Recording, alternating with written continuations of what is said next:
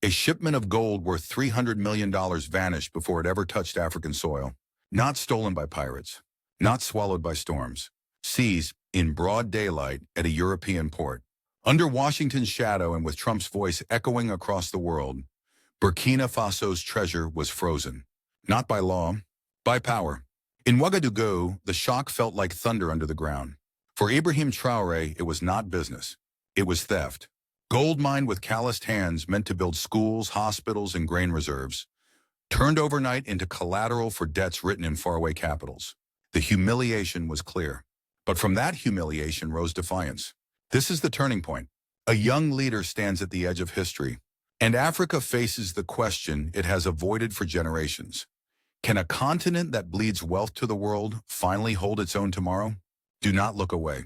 What comes next may change how Africa writes its story. Subscribe and stay with us. The story began not with a war, nor with a coup, but with containers of gold stopped on a dock. $300 million worth of Burkina Faso's lifeblood, halted in transit, under orders that carried no court ruling, no accident report, no apology. It was politics dressed as law. At the podium in Washington, Donald Trump spoke plainly. If Africa wants access to global markets, it must pay its dues. His words were sharp, calculated, and aimed like arrows across the Atlantic. To many in the West, it sounded like discipline. To people in Ouagadougou, it was robbery. Crowds filled the streets as the news spread. Farmers who had watched their fields wither in drought. Mothers who had rationed bread. Miners whose sweat had carved that gold from the soil. All of them now told the same story. The wealth of their nation had been snatched away, not by thieves in the night, but by governments in daylight. They steal in daylight and call it law, shouted one man at a rally. In the presidential palace, Ibrahim Traoré heard the ministers debate. Some pleaded for calm. They whispered about repayment schedules, about quiet compromise, about avoiding escalation. But others shook their heads. The silence grew heavy until Traoré spoke. His words were calm, but every syllable struck like a hammer. This is not about debt. This is about control. If they succeed, Africa will never own its tomorrow.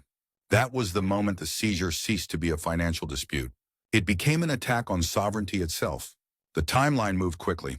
Within hours of the seizure, radio hosts repeated Trump's words until they became a scar in the national consciousness. Africa must pay its dues. Protesters scrawled the phrase on banners, not as obedience, but as defiance. Youth groups filled WhatsApp channels with images of gold bars chained to Western banks. Students carried placards that read, "Our gold is not your guarantee." The symbolism was too powerful to ignore. Gold, the oldest treasure of Africa, the promise of prosperity, was now a weapon wielded against the people who mined it. It was no longer just about numbers on ledgers. It was about dignity turned into collateral. Across Ouagadougou, voices rose in anger. Miners marched from their pits, holding their tools aloft as if they were spears. Teachers told children why textbooks could not be bought while ships full of gold sat idle overseas. Farmers pledged portions of their harvest to a people's fund, declaring that if gold could be stolen, their grain would defend the nation. Western media framed it differently. Analysts in Brussels and Paris called it a cautionary tale. Commentators on CNN spoke of instability in the Sahel. They reduced the story to risk and recklessness. But in Africa, no one saw recklessness. They saw resistance. And at the center of it all stood Ibrahim Traoré. To some, he was too young, too untested, too bold. To others, he was the voice they had been waiting for, the one willing to turn humiliation into defiance. His speeches drew on the soil, the sweat, and the sacrifices of ordinary people. He told them their gold was not for Washington, not for Paris, but for the children of Burkina Faso. This was not just one nation's burden. It was a spark that threatened to ignite the entire Sahel. For years, debts had drained nations from Mali to Niger. Loans signed in the shadows of colonial legacies had outlived the leaders who accepted them. And yet the payments remained, enforced by institutions that claimed neutrality while seizing resources in broad daylight. The seizure of Burkina Faso's gold exposed a raw truth. Africa's independence was still conditional. Its wealth could be frozen, its contracts rewritten, its sovereignty bent by the invisible hands of the IMF and the political will of Washington. But sparks are dangerous things. They can burn fields to ash, or they can light the fire of a revolution. The port seizure was supposed to teach a lesson, that even a sovereign nation's treasure could be treated as collateral for debts it never chose. But in Burkina Faso, the lesson was heard differently. It whispered through the streets, if our gold can be seized, then our future can too, unless we fight. And that fight was about to take shape in ways the world did not expect. What began as containers of gold seized at a port was about to become the seed of a struggle for Africa's right to decide its own tomorrow. The shock of the gold seizure did not fade. It spread like fire. From the narrow streets of Ouagadougou to the mining towns deep in the Sahel, the outrage grew louder each day. The gold had been stolen in the name of debt, but people understood what that meant. Their sovereignty was hostage. Miners left their shafts carrying pickaxes above their heads, not as tools, but as weapons of protest. Farmers marched with empty baskets, symbols of fields that could have been fed with the wealth now locked in foreign vaults. Students staged sit-ins at universities chanting that Burkina Faso must cut ties with the IMF. Even the soldiers muttered in their barracks, if they can seize gold, what will they seize next? The mood was not confusion, it was clarity. The people saw through the facade of contracts and compliance. Their gold was collateral, and that meant their future was collateral too. Inside the presidential palace, debate raged. One minister urged diplomacy. We can negotiate the release. Offer a repayment schedule. Show good faith. But others shook their heads. They knew what the seizure meant. It was not about a single shipment. It was a signal to all of Africa. Resist the IMF and your resources will be frozen. Traore stood calm but unyielding. They want us to bow, he told his ministers. They want us to pay debts we never chose, with gold mined from our blood. If we bend today, there will be nothing left to stand on tomorrow. His words rippled through the room like a storm. For the first time, the cabinet understood. This was not a financial quarrel. It was a fight for the soul of sovereignty. On the streets, the protests swelled. Mothers carried bread crusts to rallies, holding them up as proof of a system that drained their tables while seizing their wealth. Youth groups painted murals of chain gold bars breaking apart. The city of Ouagadougou became a theater of defiance. Western media played a different script. CNN spoke of African instability. European commentators dismissed Traoré as reckless. Editorials warned of famine and collapse if Burkina Faso defied the IMF. Yet in Africa, the narrative was different. The people did not see recklessness. They saw courage. And in that courage, they saw themselves. This defiance resonated beyond Burkina Faso's borders. In Bamako and Niamey, people whispered that their own gold, uranium, and resources were no safer. Ministers in Mali sent envoys to Ouagadougou, delivering a message simple yet powerful. Your gold is our fight too. At the Alliance of Sahel States Summit, the conversations turned radical.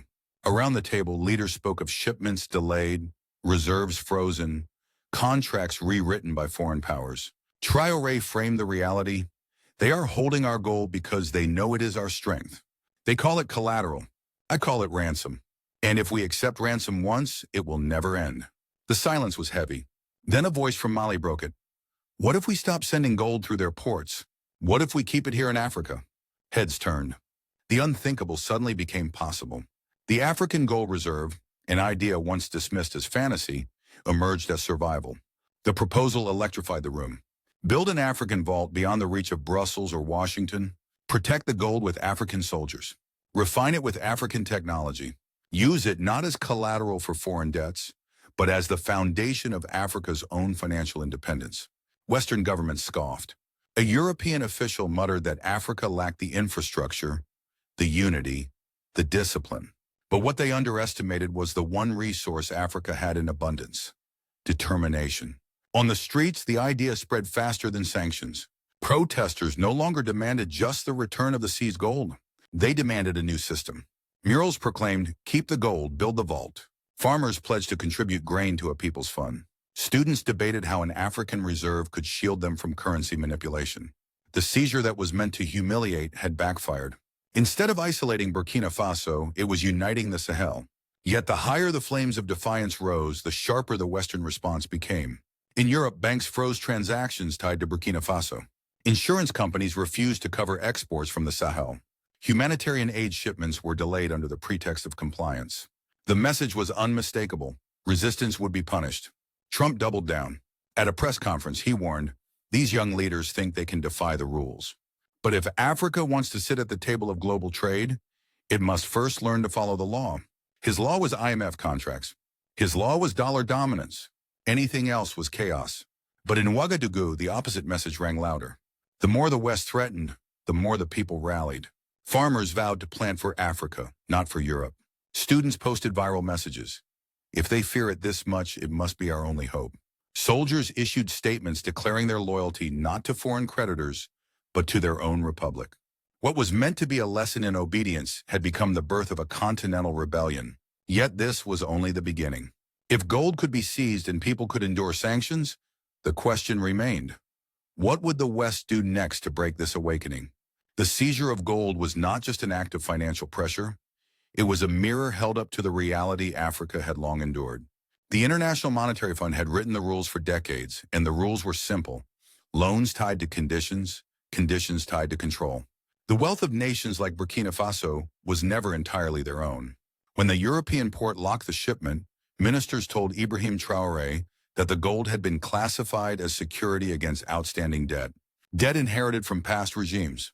Debt signed under colonial terms. Debt that had already drained more than it ever gave. To the people, it was the final insult. A farmer on local radio asked, "We never signed those loans. Why should our gold pay for them?" A teacher followed, "If they keep our gold, they are keeping the future of our children." The insult cut deep. In the markets of Ouagadougou, women selling bread raised their voices. "Whose debt? Ours or theirs?" Students carried banners declaring, "Our gold is not your guarantee." Protesters did not simply demand the gold's release.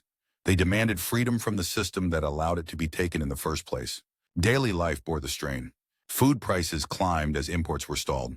Hospitals delayed equipment orders as payments were frozen. Yet instead of despair, there was resolve. Farmers offered to donate part of their harvest. Miners pledged days of unpaid labor to support the government.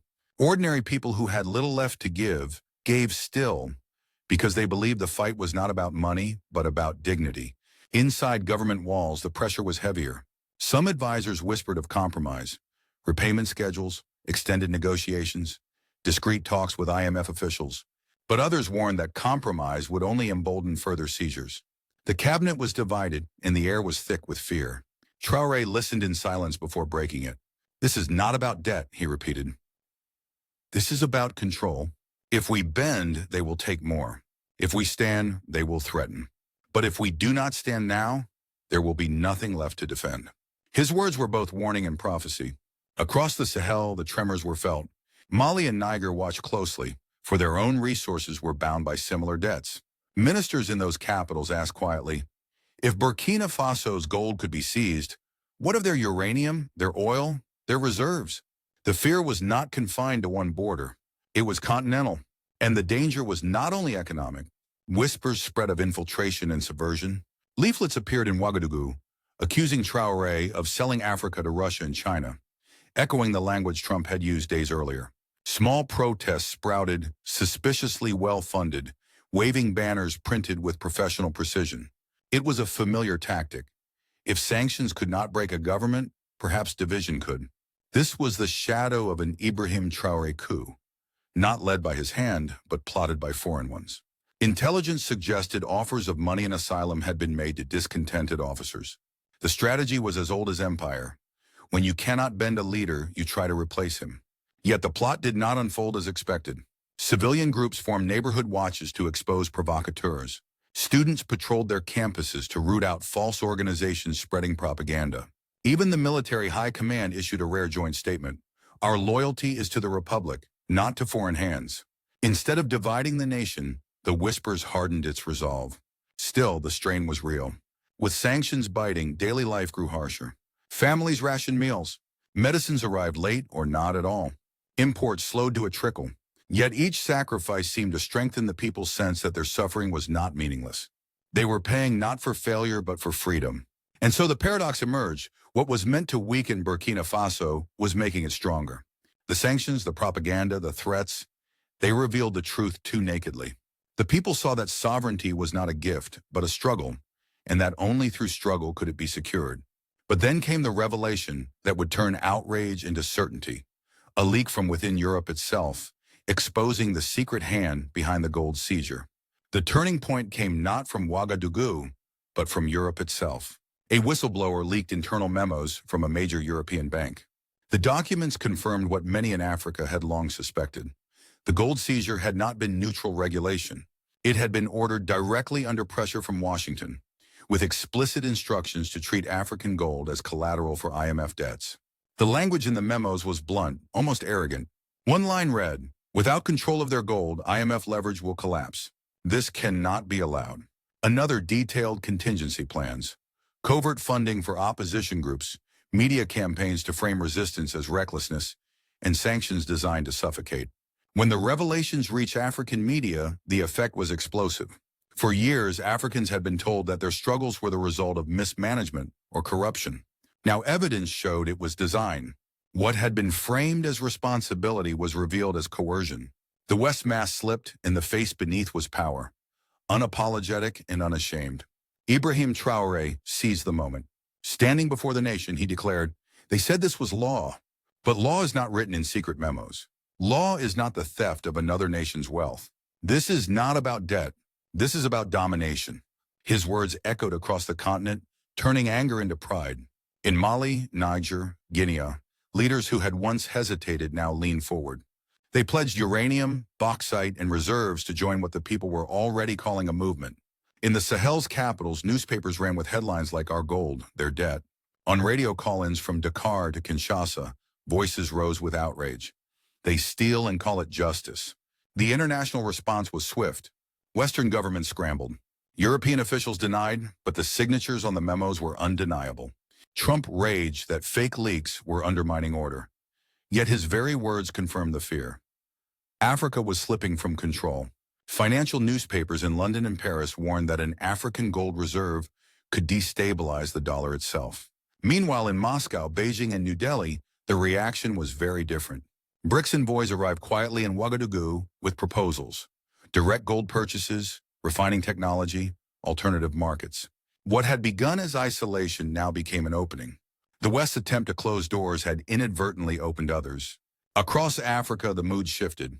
It was no longer humiliation. It was momentum. Protesters shouted, "Our gold, our Africa." Farmers offered harvest to support the project. Students posted online, "If they fear it this much, it must be our only hope." This was no longer just Burkina Faso's fight. It was becoming a Burkina Faso revolution.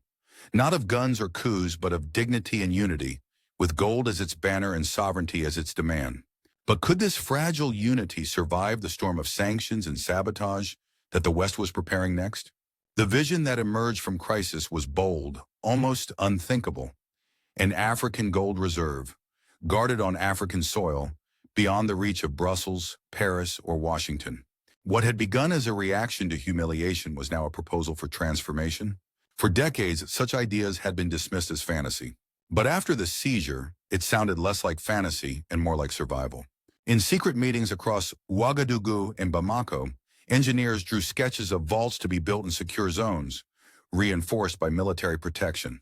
Economists mapped how reserves from Burkina Faso, Mali, and Niger could be pooled into a joint stock, a foundation for an African financial shield. Ministers argued fiercely. Some feared sanctions, isolation, even collapse.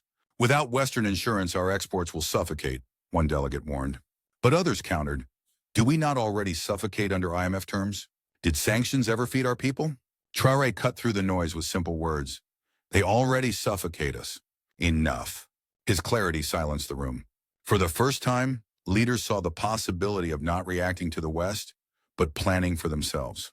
Outside the halls of power, the people carried the vision further. Farmers pledged part of their harvest to sustain the reserve. Miners promised their labor would no longer enrich distant banks, but strengthen African soil. Students painted murals of golden vaults rising from chains, symbols of a future claimed by their own hands.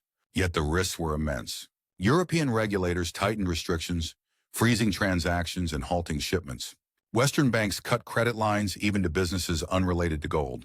Rumors spread of covert plans to destabilize the region, whispers of money funneled to opposition groups. The message was clear. If Africa built its own vault, the West would try to smash it before the foundation was laid. But history had shifted. For every sanction, there was solidarity. For every attempt to divide, there was unity. And in the balance stood not just gold, but the principle of whether Africa would forever export its strength only to import its weakness. The African gold reserve was still ink on paper, but in the minds of millions, it was already real. It was not just an economic plan. It was a symbol, a flag, a promise to future generations. A continent that had been told for centuries to wait, to obey, to borrow, was now daring to choose. And so the question lingers. If one small, landlocked nation can defy the weight of the world, what is to stop an entire continent from breaking free? In the end, Burkina Faso did not recover the seized shipment. The $300 million worth of gold never returned home. But something more valuable was forged in its absence. Conviction. What was meant to be a humiliation became the seat of dignity. What was intended as punishment became the spark of unity. Standing before a sea of flags at the Alliance of Sahel States Summit, Ibrahim Traoré spoke words that captured the moment. They thought our gold was collateral, but it is not collateral. It is freedom. And freedom does not beg, it builds. The crowd erupted, for they understood that the true treasure was not in the vaults of Europe, but in the will of Africans who refused to kneel. This was more than an economic dispute. It was a declaration. From miners with calloused hands to students with painted banners, from farmers pledging grain to soldiers swearing loyalty, the message was clear. Africa's wealth would no longer be defined by others. The struggle is not over. Sanctions still bite. Propaganda still spreads. The IMF still waits with its contracts, and Washington still flexes its power. But the balance has shifted. For the first time in generations, Africa has glimpsed the possibility of writing its own script. The battle is no longer only about debt or gold. It is about sovereignty. This is where history bends. It is where humiliation turns to hope, where defiance becomes destiny. It is the moment a young leader from a small landlocked nation stood against the weight of empires and found that the people stood with him. If the name of this struggle is remembered, it will not be as a contract or a seizure. It will be remembered as the Ibrahim Traoré coup that shook the foundations of dependency, and as the Burkina Faso revolution that dared to dream of a continent free. And so the call remains. If one nation can resist, what can an entire continent achieve? The answer is not written yet. It waits in the choices of millions. If you believe Africa's dignity cannot be seized, stand with us. Subscribe, share, and keep this story alive.